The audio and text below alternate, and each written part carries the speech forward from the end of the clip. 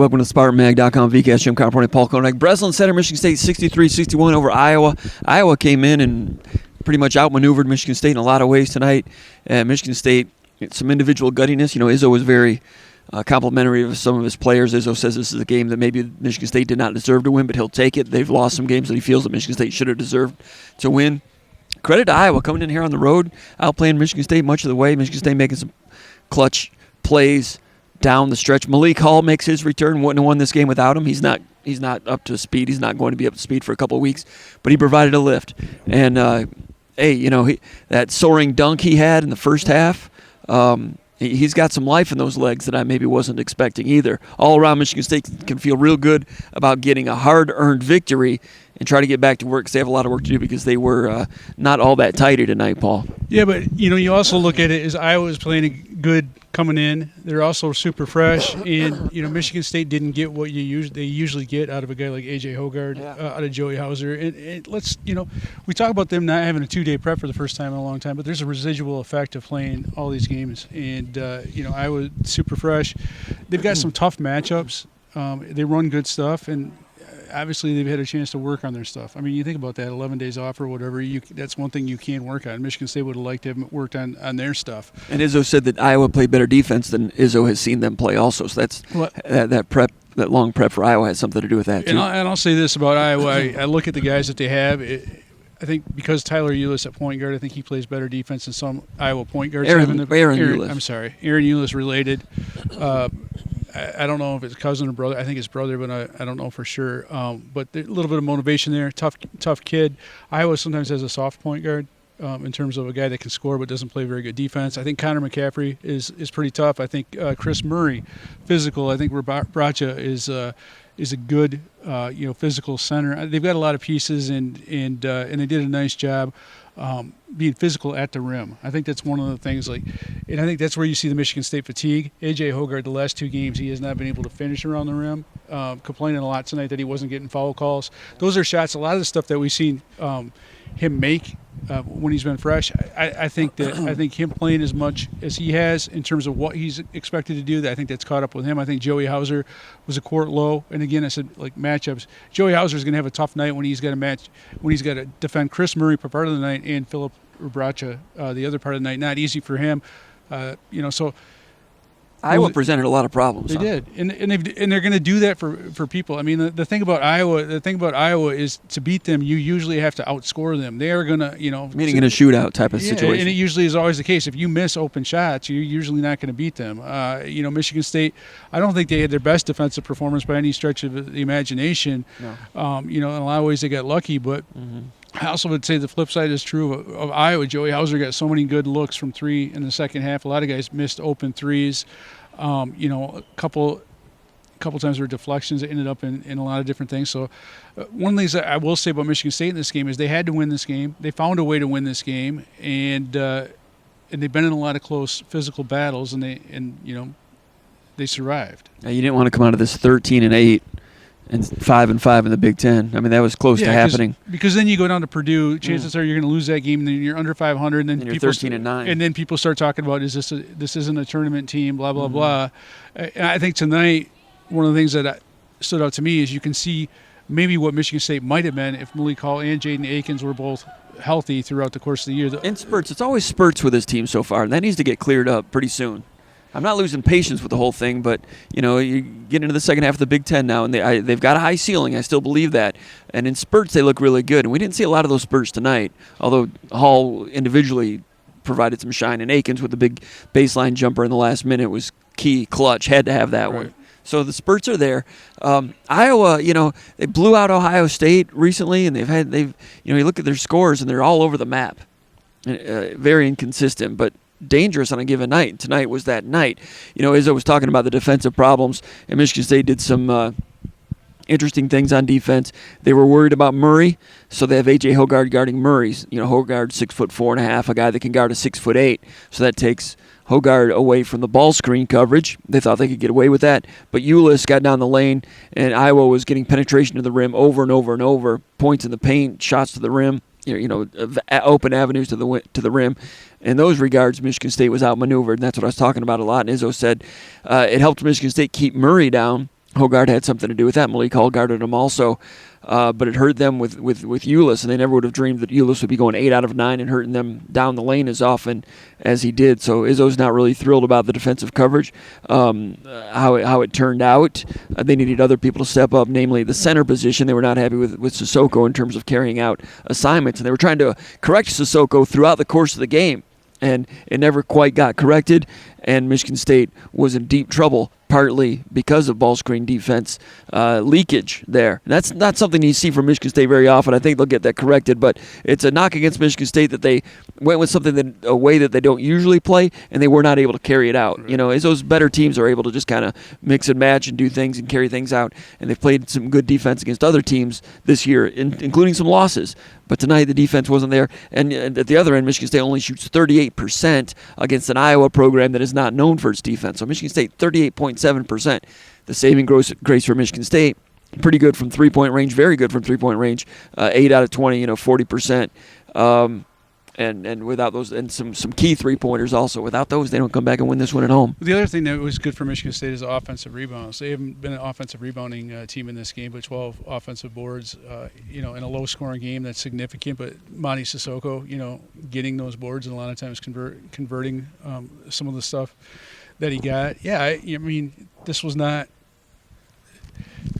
a great performance by Michigan State. I didn't expect a great performance. These games are often against Iowa are close. They're rarely, maybe if Michigan State is a really good fast break team, it's different. But this is an Iowa team that's not bad. I think they've got a lot of pieces, and I'm honestly surprised that they had as big a skid as they did to start the Big Ten. But you're gonna have other games like this. I think what were they 0-4 mm-hmm. somewhere? I mean, so they just figured it out to a certain extent.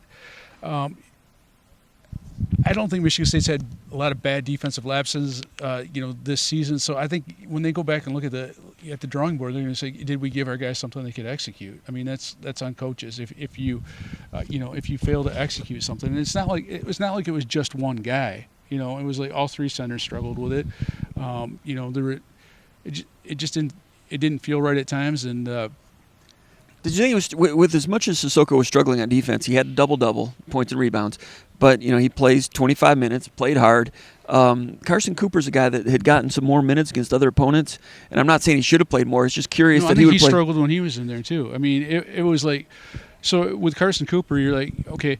I mean, both Jackson Kohler and Carson Cooper really struggled when they were on Rebraca. That's a dude that lulls you to sleep. He's got – he can change speeds. He's stronger than he looks like, and – he took advantage of both of those guys. Whereas Cooper played extended minutes against other more highly accomplished centers and survived, but this matchup. But it's different. It's different. It depends on what guys do, and it's like I don't see he's got that European game. You see European guys; they do different things. I don't think it shows on film where a guy can can change speeds. It's like a veteran wide receiver going against a defensive back who doesn't show his gear, the wide receiver, and then all of a sudden at the end of a route, boom, he gets a separation.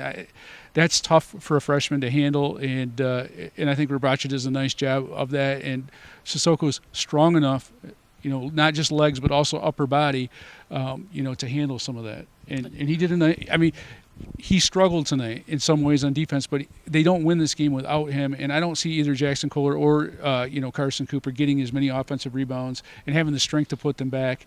Sissoko needed this game, and they're going to need more from him moving forward because it's not like just one guy is going to take it over. They needed his rebounding tonight. Joey Hauser wasn't quite himself as a rebounder. Malik Hall, he did some really good things, but he didn't quite rebound. Hogard. I thought he was really tired. I thought we saw a tired-legged Michigan State team. Yeah, why not? Why not? They played a tough schedule. They had 3 days to prepare for this. 3 days. If you're worn down, 3 days isn't a whole lot. You're going up against a team that has had 11 days off. So when is it going to clear up? They have to play Purdue here in 3 days. It's not going to clear up against Purdue, but the benefit of playing Purdue is that you've played them before. So it's not. You can work on yourself and adjust a little bit against Purdue. Hey, Michigan State's not going down to Purdue and beating Purdue. They never do that, except when they have their very best teams. This is not Michigan State's very best team. This is a work-in-progress type team. They survived tonight. You've got to do that against a lot of good teams in the Big Ten. You can't lose these type of games. They didn't. This would have been like the Northwestern loss. They can't afford another one like that on their home floor. I know. But they did what they had to do, and they, in some ways, surprisingly, even though the defense wasn't great, really held Iowa well below their season average. Mm-hmm. And Hogard and Walker combined 7 out of 26. Hogard was a little bit off. Also with making reads with the assist turnovers and some wild pitch turnovers, and they took him out and gave the quarterback duties to Tyson Walker a few times down the stretch. So they saw something with Hogard that wasn't quite right. He made the one 3-pointer, but then he attempted the 3-pointer they didn't want a little bit later. Went to Walker to quarterback it, and he almost threw a wild pitch out of bounds at one time also. So it was good that they had a chance to go with Walker even when he was coming back from his injury, but nothing was quite working for either one of those two in terms of running the half-court offense in this game. Yeah, I think one of the things that they could have done a better job with, and some of the things that they missed were like transition opportunities. Like there's that one play that where I felt like AJ Hogard missed an easy layup for Joey Hauser. In a transition, and there was a couple other times where they went to the wrong guy, and that comes from not working on this kind of stuff. So it wasn't perfect by any means, but the big accomplishments in this game is Jaden Akins continues to play well. So that's a big plus because he's another guy that can create for himself, and he showed late where he had a chance to drive and he ends up kicking it to the corner for a 3. So he's not just creating for himself. He's starting to create for others. I felt like in this game he had a couple big rebounds. He had a couple really good defensive stops. You talk about A.J. Hogard struggling, and your whole idea of moving him around is so he can defend Chris Murray. Well, he's only on the floor for 28 minutes in this game, so he's not defending Chris Murray. That task goes to Malik Hall. That task goes to Joey Hauser, and that should be, in this game, that should be a big advantage for Iowa. So in some ways, Michigan State played really not good. In some ways, they played good and, got some luck from the basketball gods. So Murray was guarded by someone other than Hogard, 9 minutes at maximum, maybe even not that many if they weren't on the court at the same time. But, Malik Hall did some of that for maybe 3 or 4 of those 9 minutes. Overall, I thought Michigan State looked better against Illinois than they did tonight. I thought they looked better against Indiana than they did tonight. Now, those games they frittered away, and I think those games they did hit a wall. Today, Michigan State got off to a 10-0 deficit, made some plays. Izzo was very complimentary of the fans, helping bring them back. Michigan State found a way to win. But just interestingly, against a lesser team at home, I thought Michigan State was not as good. Really strange, because I'm ready to I'm bullish on this team and was bullish after the Indiana game, believe it or not. Less so after this, just one game. I don't know, because I'm not as bullish on the Indiana team. I feel like Michigan State just ran into a wall down there, and I don't think the Indiana team is as good as as they played on that night or their last couple games. I think in some ways Iowa's it's tough. I think in some ways they're tougher to guard. They do a lot of different things. Fran's always been a really good offensive coach. In Michigan State seems to have problems with Iowa at times. I don't put much into it. I think it's just one of those things where you have to grit your way and find a way to win, and they did tonight. Yeah, they did. Iowa with a really great sideline inbounds play to get those last 2 3-pointers. It's a great concept. He throws that deep diagonal to Chris Murray, knowing that everybody was going to go after Murray, throwing it all the way across the court. He's a big enough target. He can go up and make that reception. Defense swarms toward him like moths to a light, and he kicks it over to Sanford. Sanford, he's had some hot games. Was really hot against Michigan, I think it was. Izzo said he's been hot the last few games. For the season, he's only like 30%. Not a great three-point shooter, but they went to him and got the open shot.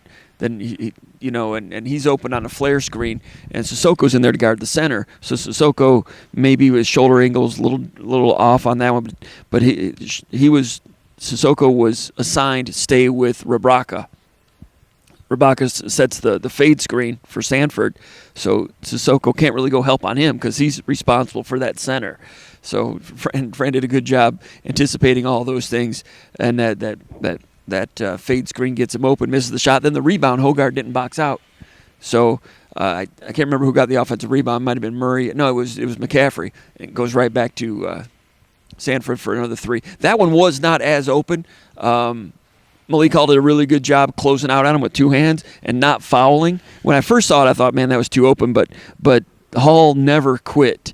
on that play. He didn't take any 2-second or split-second vacation. I've seen players all over the country do it. Michigan State, some losses over the last 30 years, you'll see someone take a split-second vacation. Hogarth took a little vacation, not boxing out McCaffrey on that one. Malik Hall did not take a vacation on that one. Closed out, 2 hands, did not foul. Made that shot just a little more difficult. Took away some percentage points on that one, and Michigan State survived. So credit to Malik Hall. Now that Malik Hall's back, not a huge surprise that he played. A little bit of a surprise that he played 24 minutes. Showed that he had some life in his legs. What did you think about Malik Hall? They had to have him play that many minutes, and because I think Joey Hauser was struggling. He tweaked a foot or an ankle or whatever, and he's had those kind of issues in the past. But listen, you've got a lot of different veteran guys on this team that made a lot of different really nice plays at certain times. Nobody played a good game. No one played a perfect game. That's why I'll go back to the fatigue factor.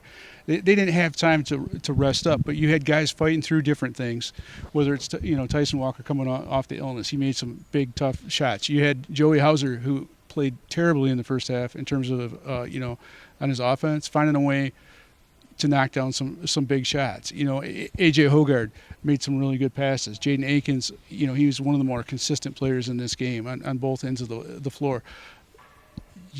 So everybody contributed in some ways, and everybody contributed in other ways to the struggles that Michigan State had tonight. But, to me, I look at this game as under the current circumstances, that this is a positive thing for Michigan State, because I don't look at Iowa and say, hey, listen, Michigan State should win by X amount of points because they're playing on their home floor and they're playing against Iowa, because I think Iowa in some ways is a better team than Indiana. They don't have the superstar maybe that Indiana has, but I think they're better coached in some ways. And, these teams are good Big Ten teams that know what Michigan State's trying to do. And Michigan State's still got some growing to do, and it's not easy to bring a guy like Malik Hall back in to the flow of things, because he hasn't been practicing very much.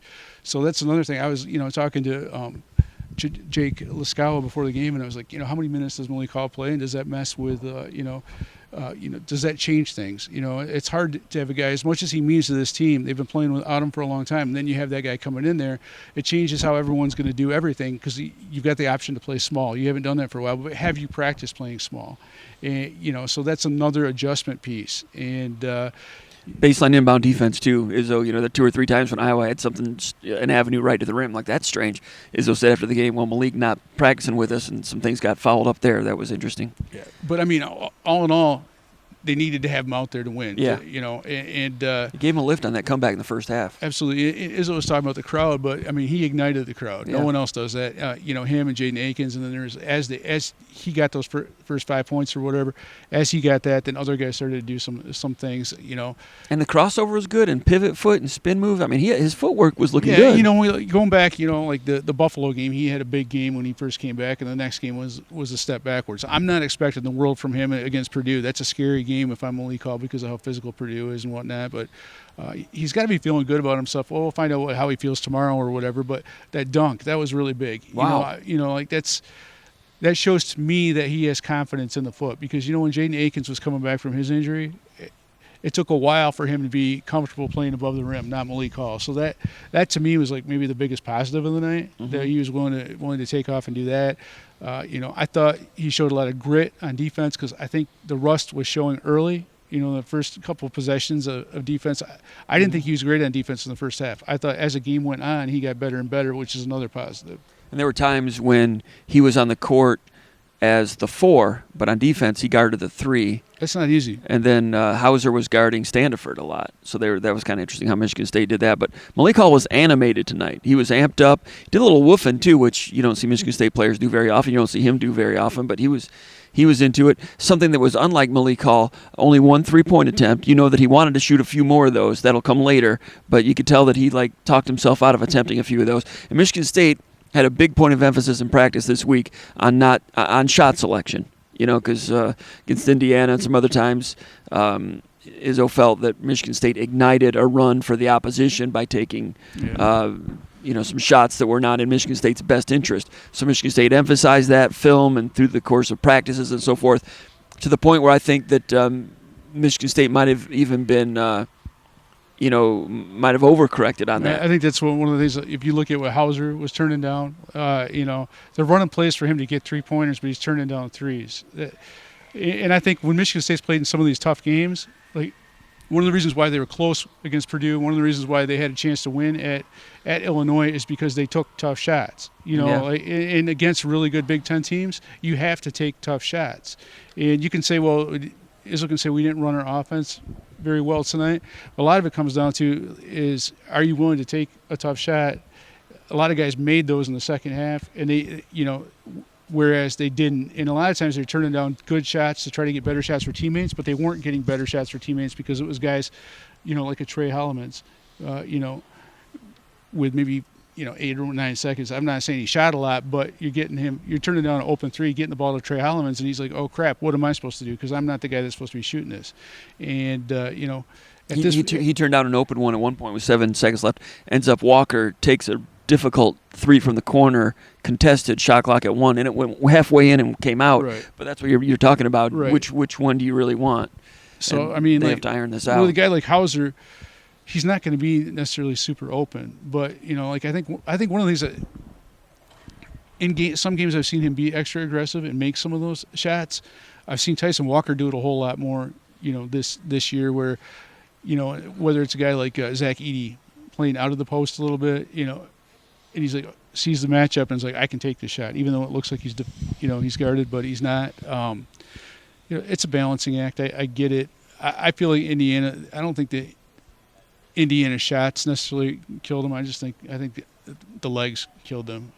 How sick do you think the fans are of hearing about fatigue? I don't care, because it's a factor, man. I mean, like you look at UConn right now and stuff like that. I mean, there's Kansas got hit by it last week. I mean, you're looking at a lot of different teams right now that are going through these deals where they're getting hit with major loss streaks or a bunch of losses, and it's the TV. Like, part of the thing is the TV contracts, and guess what? It's going to be worse. I mean, with as many different networks as you've got, with the NFL season going later, it's going to get worse. And Michigan State this year, I think they did the right thing by keeping the roster the way it was. I think Michigan State's in a good position right now, but guess what? You lose 2 of your best players, it's going to suck. Now, what about Purdue? Michigan State played them once before, and it was an amazing shootout.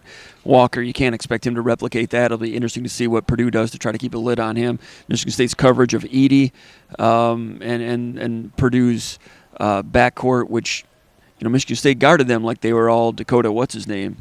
They had some good games, good performances prior to the Michigan State game, but over the course of the season, Lawyer and Smith and those guys, they're okay, but they're not Dakota what's-his-name. What was Dakota's name? Matthias. Dakota, they're not like all-world Purdue-type shooters. They'll become that at some point. And Izzo guarded them. Yeah, Izzo guarded them like not what the stat sheet says, but what he respects about them. So Michigan State did that with Edey 2 straight times. Last year beat them. This time close to beating them.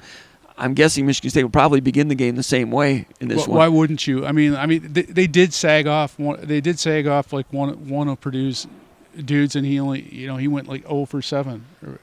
Purdue always shoots better at home. Purdue always gets more calls at home. They're always a lot more physical at home. Not that this game wasn't physical. And they often blow out Michigan State at home. Yeah, exactly. And that's what I would expect again. Because they're going to be all in for Michigan State, and I just don't see Michigan State's backcourt by and large. I forget what the final.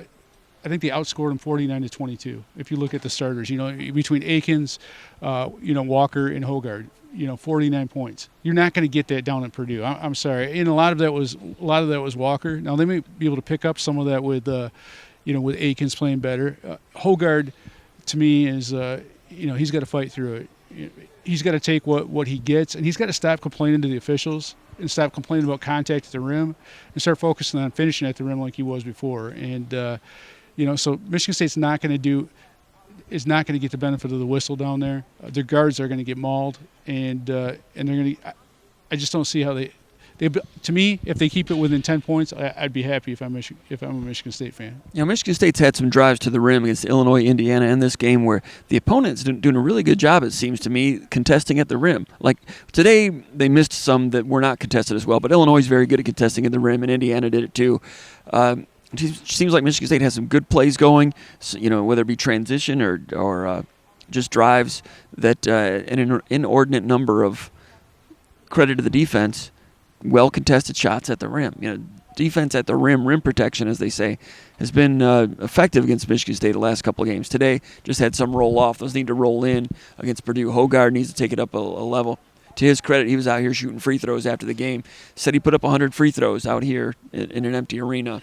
So he felt confident going to the line.